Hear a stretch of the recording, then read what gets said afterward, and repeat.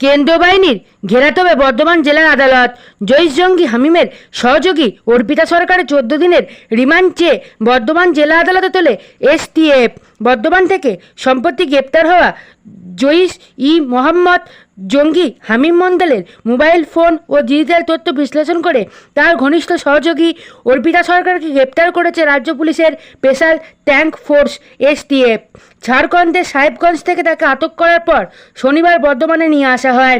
এরপর এদিন তাকে বর্ধমান জেলা আদালতে কড়া নিরাপত্তা কেন্দ্রীয় বাহিনী বলয়ের মধ্যে দিয়ে পেশ করে এসটিএফ এই আধিকারিকেরা।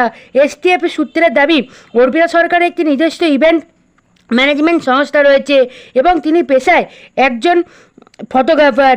এই পেশার সুবাদে বিভিন্ন প্রভাবশালী ও ভিভিআইপি ব্যক্তিত্বের সঙ্গে তার যোগাযোগের সুযোগ তৈরি হয়েছিল বলে তদন্তকারীদের অনুমান। সেই সম্ভাব্য যোগাযোগগুলি এখন তদন্তের আওতায় এসেছে। তদন্তকারী সংস্থার দাবি, পাকিস্তান থেকে হ্যান্ডিট্যাপের মাধ্যমে গুরুত্বপূর্ণ ব্যক্তিদের অপহরণের নির্দেশে অর্পিতার কাছে পৌঁছাতো বলে প্রথমে তদন্ত উঠে এসেছে। তবে এই অভিযোগের পূর্ণাঙ্গ সত্যতা যাচাইয়ের কাজ এখনও চলছে। তদন্তে আরও জানা গেছে, তথ্য আদান প্রদানের জন্য অর্পিতা তার আইফোন 16 প্রোতে এলিমেন্ট এক্স নামে একটি ইনক্রিপ্টিভ মেসেঞ্জিং অ্যাপ ব্যবহার করতেন। ফটো প্রোটোকলের উপর ভিত্তি করে তৈরি এই ওপেন সোর্স অ্যাপটি নিরাপদ মেসেঞ্জিং ও ভিডিও কলের সুবিধা দেয়।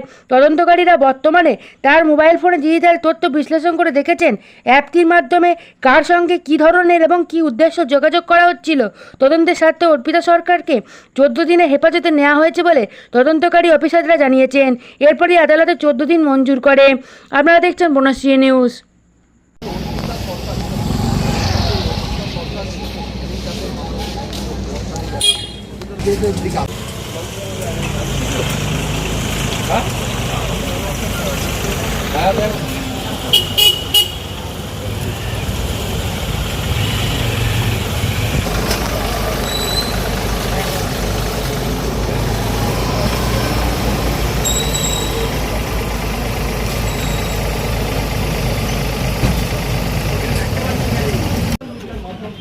বিভিন্ন ধরনের সোশ্যাল মিডিয়ার যে অ্যাপ, সেই অ্যাপ কিন্তু তার হামিমের মোবাইল ফোনে পাওয়া গেছে। সেই অ্যাপসের মাধ্যম দিয়ে সেই তথ্য কিন্তু পাকিস্তানের কাছে তুলে দেওয়া হতো এবং একটি বিশেষ অ্যাপ পাওয়া যাচ্ছে। সেই বিশেষ অ্যাপের মধ্যে ইতিমধ্যেই যে সমস্ত গেমিং অ্যাপ আছে, সেই গেমিং অ্যাপের মাধ্যম দিয়ে কিন্তু হামিম পুরো সোশ্যাল মিডিয়া মাধ্যম দিয়ে তাদের সাথে